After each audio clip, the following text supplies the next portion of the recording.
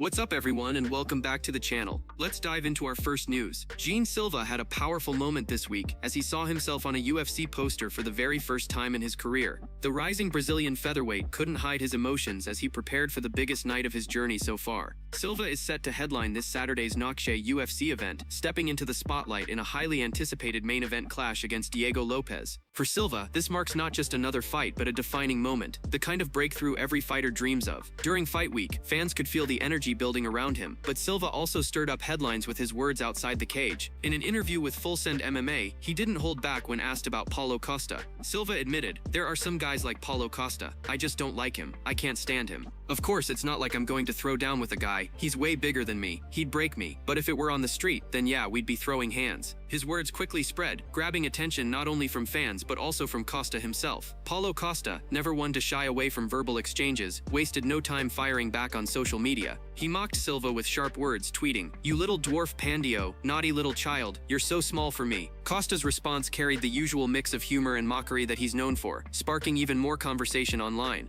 The playful yet biting remarks lit up the MMA community, with fans instantly debating whether this war of words could turn into something bigger down the road. But Costa didn't stop there. He also poked fun at Baralho, posting a photo with a caption that read, "When I'm sleeping beside that thick and she turned the light on my face." The post went viral, showcasing Costa's unique style of mixing trash talk with internet humor. Fans, as always, were divided. Some laughed at the absurdity, while others criticized him for being over the top. As the weekend approaches, all eyes remain on Silva's main event debut against Diego Lopes, but his fiery words against Paulo Costa have already added an extra layer of drama to fight week. Whether this back and forth remains just talk or someday leads to an actual clash, one thing is clear: Silva is stepping into the spotlight not only inside the octagon but outside of it too, making headlines and stirring conversation wherever he goes. Before moving to the next news, we have one quick request for you. We are constantly working on improving our content to earn your love and support. That is why we truly appreciate it if you could take just a moment to leave a like on this video, subscribe to the channel, and hit the bell icon so you never miss an update here on MMA Pulse News.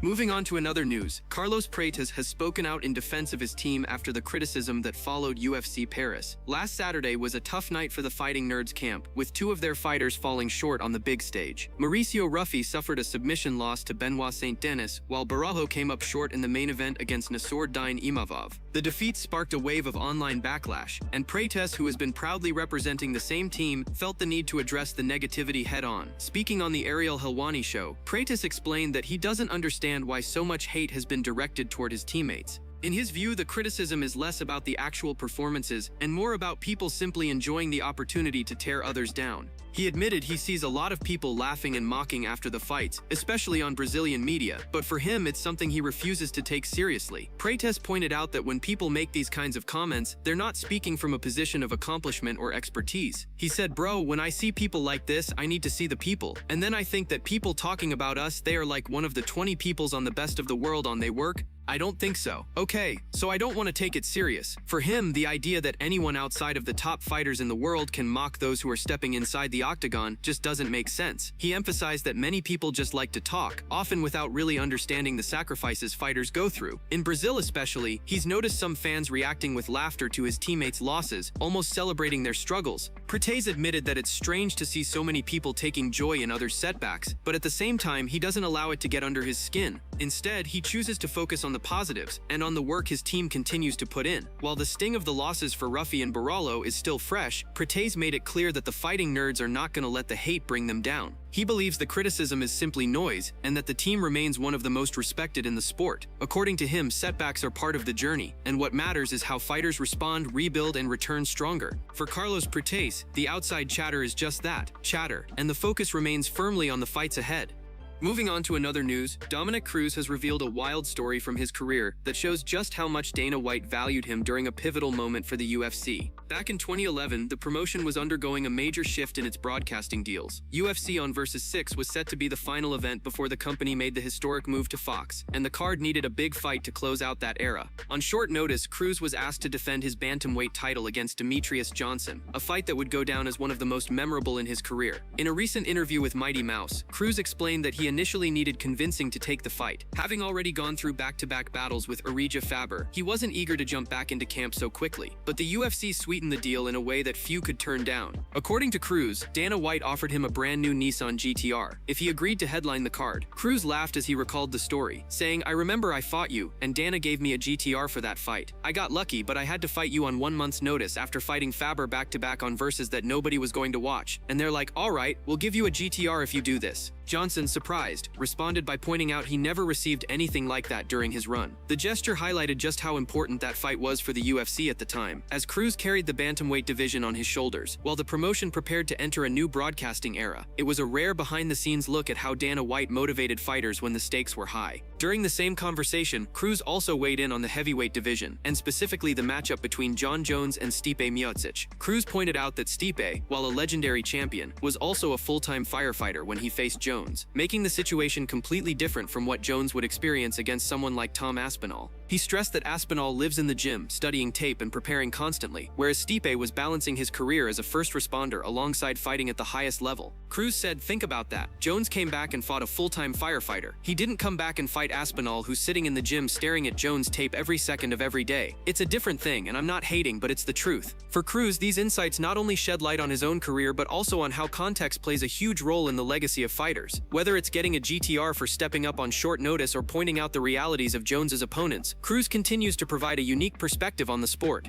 Moving on to another news, Ilia has once again put himself in the spotlight with a bold declaration, this time stepping far outside the octagon by calling out one of boxing's pound-for-pound greats, Terence Crawford. As Crawford prepares for what many are calling the biggest fight of his career, Ilia has thrown his name into the conversation, teasing the possibility of a crossover showdown. On Saturday, September 13th, Crawford will face Canelo Alvarez in a historic clash at Allegiant Stadium in Las Vegas. This monumental fight is being co-promoted by Turki Al-Alshik, alongside UFC CEO Dana White. Earlier this year, White officially confirmed his long-anticipated move into boxing promotion, a project he had been considering for more than a decade. With that announcement, the floodgates opened for UFC fighters to voice their interest in testing themselves in the boxing ring, and Ilia has quickly become one of the loudest names in that discussion. Fresh off capturing the lightweight world title, Ilia has wasted no time in making his presence felt. Just days before Crawford's massive showdown in Las Vegas, he shared a photo on social media posing with the boxing superstar and simply asked fans who they believed would win if the two ever faced each other in the ring. The post immediately gained traction, sparking heated debates across both MMA and boxing communities. Fans were split, with some praising Ilia's fearlessness and others dismissing the idea outright. But Ilia wasn't finished stirring the pot. Within 24 hours, he followed up with a bold statement that made headlines everywhere. He wrote, "I won't talk about what would happen between me and Crawford in an octagon. I'll talk about what would happen in a ring. I put him to sleep in the first contact." The sheer confidence behind those words was enough to ignite even more buzz, fueling speculation over whether Ilia's power could truly translate into the boxing world. While Crawford remains fully focused on the monumental challenge of facing Canelo, Ilia's comments have only added more spotlight to his own future. Despite his bold talk, Ilia has not yet booked his first title defense since capturing the lightweight belt in spectacular fashion with a first-round knockout over Charles Oliveira this past June.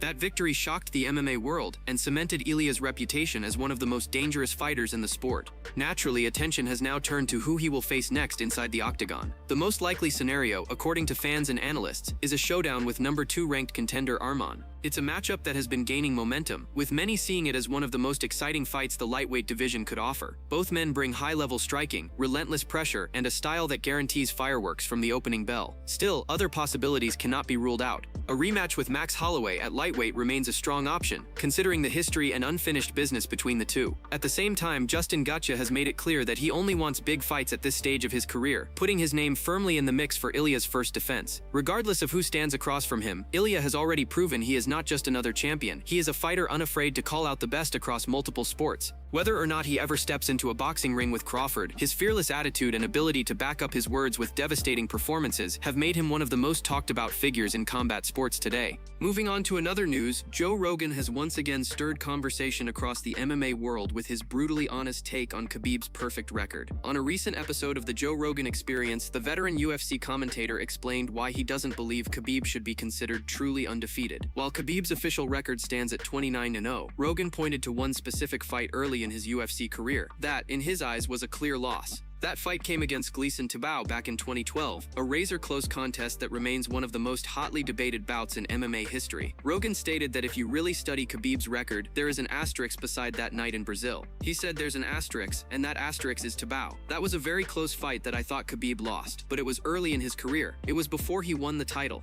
For Rogan, tibau represented the toughest stylistic challenge Khabib had faced at the time, shutting down many of his takedown attempts and managing to keep the fight largely on the feet. Unlike many of Khabib's other opponents, tibau was not overpowered by the relentless grappling pressure, and that led to 3 rounds of tight action where the judges ultimately sided with Khabib by unanimous decision. Rogan admitted that tibau was never a top 5 lightweight or considered the tip of the spear in the division, but on that night he looked like a man who could have derailed Khabib's run before it even began. He stressed that tibau almost won, and that a decision in his favor would not have been surprising. Still, he noted that it was early in Khabib's career, and what followed after that was a remarkable evolution into one of the most dominant champions the sport has ever seen. The commentator also discussed the lightweight division more broadly, highlighting how brutal the weight cut to 155 pounds can be. Fighters like tibau, who were massive for the division, often struggled later in their careers because their bodies simply couldn't handle the process anymore. Rogan pointed out that Khabib was also a very large lightweight, but he always managed to make the cut. Tibau, however, was one of those rare fighters who could match Khabib's physical strength, which made the fight especially unique and difficult for the young contender. Rogan's comments don't necessarily diminish Khabib's legacy, but they do add a layer of perspective. He acknowledged that after that fight, Khabib went on to prove himself as world-class, eventually capturing the title and defending it against some of the best fighters the lightweight division had to offer, including Conor, Dustin Poirier, and Justin Gaethje. Yet in Rogan's eyes, that early test against tibau stands out as the one moment where Khabib's undefeated aura looked vulnerable. For many fans, the debate over that fight continues to this day. Some argue the judges made the right call, while others side with Rogan's belief that tibau did enough to win. Regardless, it remains one of those rare occasions where Khabib's dominance was questioned, and it keeps the discussion alive even years after his retirement. Moving on to another news, Merab continues to remind fans why he is one of the most entertaining personalities in all of MMA, both inside and outside the octagon. Just 3 weeks out from his highly anticipated title defense at UFC 320 against Cory Sandhagen, the bantamweight champion was spotted in a brand new social media clip, doing something only Merab would think of. Instead of sticking to the usual pre-fight routine of hitting pads, wrestling drills, and strength training, he was casually playing baseball with rocks. Yes, rocks. Swinging away with a stick, laughing and enjoying himself, Merab once again showed that his playful energy doesn't disappear even in the middle of a grueling training camp. Fans who follow him closely know that Merab has always had this quirky, lighthearted side. Whether it's jumping into icy rivers, climbing trees, or coming up with hilarious training stunts, he constantly finds ways to entertain both himself and his audience. In this clip, you could see him with the same enthusiasm he brings to fighting, but this time directed at a simple game with rocks flying through the air. The crowd around him, as usual, couldn't help but laugh, because that's what Merab does. He lightens the mood no matter how serious the circumstances. But behind that fun-loving personality is still a man preparing for the biggest fight of his life. Alongside the baseball clip, Merab also shared behind-the-scenes footage from his UFC 320 training camp. Fans got an inside look at the hard work being put in at the gym. From intense sparring sessions to relentless grappling drills, he's making sure his body and mind are prepared for the challenge ahead. This balance between staying relaxed with his playful antics and going all out in training might just be the key to his success. The bantamweight division is stacked with killers, and Cory Sandhagen is no joke. Known for his slick striking and constant movement, he brings a dangerous style that many believe could test Merab like never before. Yet, Merab's confidence seems unshaken. If anything, his ability to keep things lighthearted shows how comfortable he is heading into fight week. He's been waiting for this championship moment, and he's embracing every part of it with a smile. Fans on social media quickly jumped on the rock baseball clip, turning it into instant meme material. In fact, some of the most shared memes from the moment have already been circulating widely. At number 3, a post by Phoenix Above Sky captured the fun perfectly. At number 2, a meme posted by Undisputed Take added its own twist, highlighting Merab's never-ending creativity. And at number 1, As Shocked as It Gets took the crown with the most viral edit of them all, proving once again that Merab doesn't just create fight highlights, he creates internet moments too. Whether he's swinging rocks or swinging punches, Merab continues to capture the hearts of fans around the world. With UFC 320 quickly approaching, all eyes are now on how the champion will perform when the fun ends, the cage door closes, and it's time to fight. That's it from MMA Pulse News. Thanks for watching. Don't forget to leave a like and subscribe for daily MMA news.